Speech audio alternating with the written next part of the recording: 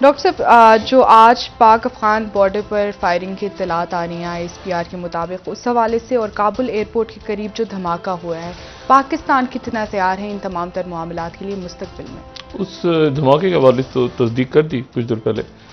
जो ज़बीउल्लाह मुजाहिद हैं उन्होंने कहा कि जी ये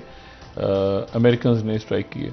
और अमेरिकन ने स्ट्राइक की है घर पे, और उस घर में गालिबन कोई प्लानिंग हो रही थी कि काबुल एयरपोर्ट पे अटैक करना है। काबुल एयरपोर्ट पे अटैक के लिए जो है वो 24 से 36 घंटों का टाइम कल रात को, ये हमारी जो सुबह है, इस पे प्रेसिडेंट बाइडेन ने इसको हाईली अनलाइकली इमिटेंट अटैक कहा था कि उनके पास ये उनके कमांडर्स ने और उनकी जो नेशनल सिक्योरिटी की टीम है उन्होंने बताया है कि एक हमला जो है वो काबुल एयरपोर्ट पे होने जा रहा है। और उसके साथ ही उन्होंने तंबीह की थी। तंबीह से मुराद ये कि उन्होंने वार्निंग दी थी, अलर्ट दिया था अपने तमाम शहरियों को कि वो काबुल एयरपोर्ट से दूर हो जाएं। और इमिनेंट अटैक का जो लफ्ज़ है ये उस वक्त होता है कि जब आपके पास तकरीबन 100% इतला हो कि कहीं पर जो है वो कोई अटैक प्लान हो रहा है। अच्छा, इसमें अब दो तीन बातें। एक तो ये है कि इसमें ये जो स्ट्राइक है इसमें फर्स्ट टाइम, पहली दफ़ा, इससे पहले शायद 2018 में या 19 में कहीं चंद जगहों पे इस्तेमाल किया होगा, लेकिन R9X जो रीपर ड्रोन्स हैं वो अमेरिकन ने इस्तेमाल किए हैं। और रीपर ड्रोन हेलफायर मिसाइल के साथ, ये उनका लेटेस्ट एक वेपन है। और ये वेपन उन्होंने इस तरह से तैयार किया है कि एक तो यह है कि इसका एक्सप्लोजन कम होता है, यानी इसका धमाका, इसके नतीजे में जो आवाज़ है वो कम है। और फिर इसमें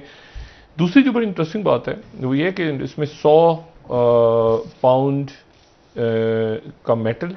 यानी जो धात है, लोहा है, और उसके ब्लेड्स की शक्ल में, यानी इसमें एक्सप्लोजिव्स तो हैं जो डेटोनेट होते हैं, लेकिन उसके साथ जो ब्लेड्स हैं वो ज़्यादा हैं। इसमें मतलब ब्लेड्स फटते हैं जाके, और छोटे छोटे छोटे ब्लेड्स की सूरत में। और फिर ये हेलफायर मिसाइल जाके इसको बनाने का मकसद ये था कि इसके नतीजे में आसपास जो मौजूद लोग हैं वो कम मतलब एक्यूरेट जाके निशाना, अगर एक आदमी या दो आदमी, तीन आदमी, इससे पहले जो मिसाइल्स और ड्रोन्स यूज़ हो रहे थे, ये मैंने आपसे बात पहले भी की थी और मैं दोबारा इस पे आने वाले दिनों में बात करूंगा कि अज़रबैजान और आर्मीनिया की जंग की ड्रोन्स और मिसाइल्स की जंग थी, जिसके मतलब इसमें बिल्कुल, और अब तो चूंकि आर्टिफिशियल इंटेलिजेंस के साथ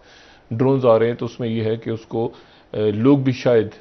ऑपरेट ना करें आने वाले दिनों में। यानी पहले ये था कि CIA में वो जो फिल्मों में दिखाते हैं कि जी बहुत ज़्यादा लोग बैठे हुए हैं और देख रहे हैं स्क्रीन्स के ऊपर कि जी इस टारगेट को हिट करो, तो अब ऐसा नहीं हो रहा, बल्कि अब ये इस तरह से हो रहा है कि वो आर्टिफिशियल इंटेलिजेंस डाटा उसमें फीड कर दिया, आवाज़, शक्ल,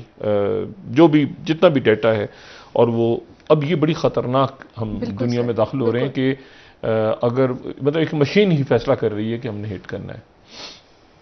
अच्छा, तो इसमें अब वो एक्यूरेटली जाके हिट किया। अब जो बंदा था वो कौन था, उसका नाम क्या था, प्लानर।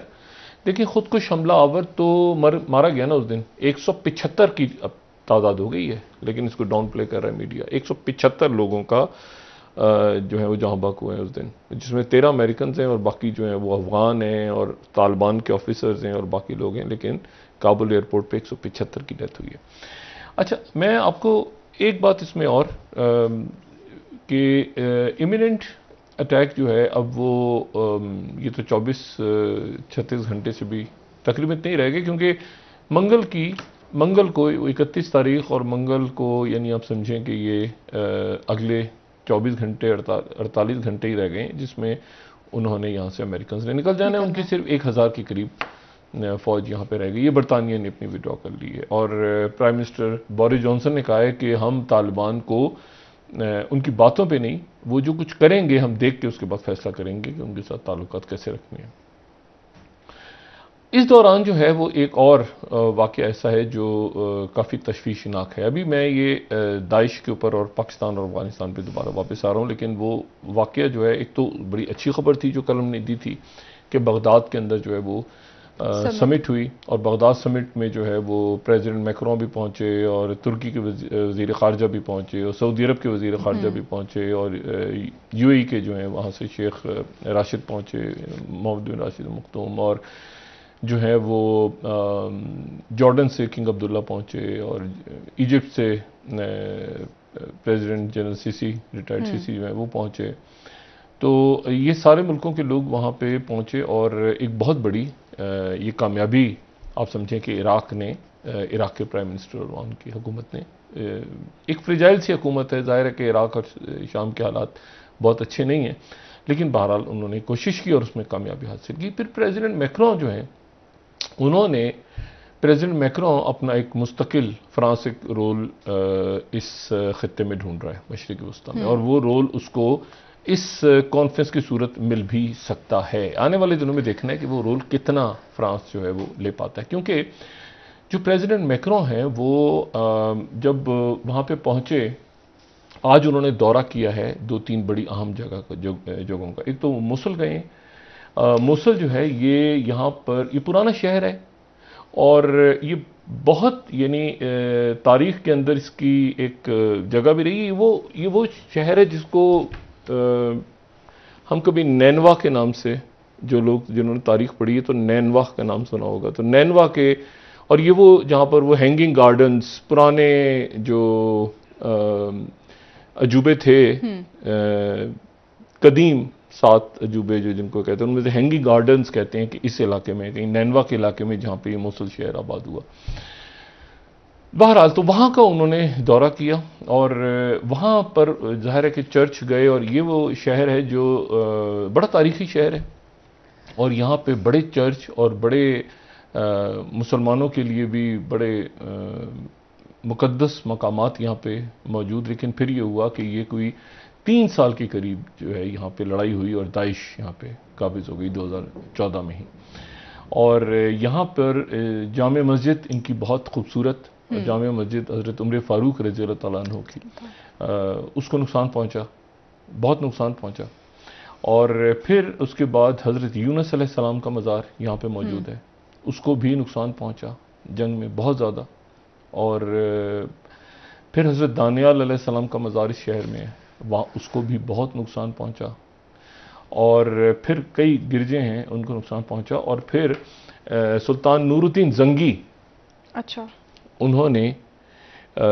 ये नूरुद्दीन ज़ंगी का हर मुसलमान को यकीनन होगा, वो जो मदीना शरीफ के अंदर वो जो दीवार ख्वाब आया था बादशाह को, और के रोज़ा मुबारक के गिर्द दीवार उसने तामीर की थी उसके बाद जी। तो सुल्तान नूरुद्दीन ज़ंगी जो हैं, उन्होंने यहाँ पे एक मस्जिद तामीर की जो कि उनके नाम से ही मंसूब है और नूरुद्दीन मस्जिद है। और ये नूरुद्दीन मस्जिद जो है, ये वो नूरुद्दीन मस्जिद है जहाँ पर 2014 में इस मस्जिद के मिंबर पे बैठ के दाइश के सरबरा अबू बकर बगदादी ने ऐलान किया था खिलाफत का। तो ये वो मस्जिद है। लेकिन फिर 2017 में इस मस्जिद को भी नुकसान पहुंचा बहुत ज़्यादा, और मेरा ख्याल है कि $50 मिलियन की जो के फंड से मुत्तहिदा अरब अमारात इन तमाम इलाकों को दोबारा, मसाजिद को और यहाँ पे जो नुकसान, यहाँ पे उनको दोबारा जो है उनको तामीर किया जा रहा है। और कई मसाजिद और कई जगह तो मुकम्मल तौर पे हो गई, शहीद हो गई, लेकिन जाहिर है कि उनको बनाया जा रहा है दोबारा। अच्छा, तो अब वहाँ पर वो गए और वहाँ पर जाके उन्होंने मोसुल का भी दौरा किया, और साथ उन्होंने ये भी ऐलान किया, मोसुल शहर में जाने के बाद उन्होंने कहा कि हम जो है वो यहाँ से शायद फ्रांस, अमेरिका निकल भी जाए, लेकिन फ्रांस की फ़ौजें मशरिक़ वस्ता में रहेंगी। ये एक बड़ा ऐलान था।